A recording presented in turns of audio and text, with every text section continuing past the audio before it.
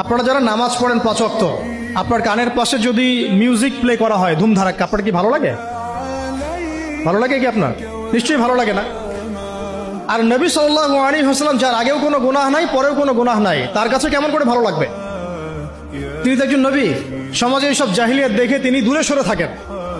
দেখেন আমাদের সমাজেও কিন্তু যে মানুষগুলো একটু আল্লাহওয়ালা, সমাজের জাহিলিয়াত তাদেরকে ভালো লাগে না, তারা আলাদা হয়ে চলে। তখন সমাজ ওদেরকে বলে তার আনসোশ্যাল, তাই না? আমরা বিপদে পড়ি, তখন খুব বিব্রতকর অবস্থায় পড়ি। তা নবী সাল্লাল্লাহু আলাইহি ওয়াসাল্লাম সেখানে পেরেশান।